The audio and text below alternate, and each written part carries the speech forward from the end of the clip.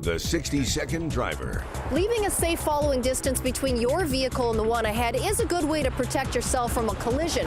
But what do you do when someone is driving very closely behind you? If you notice someone tailgating you, remain calm and don't allow your emotions to get the best of you.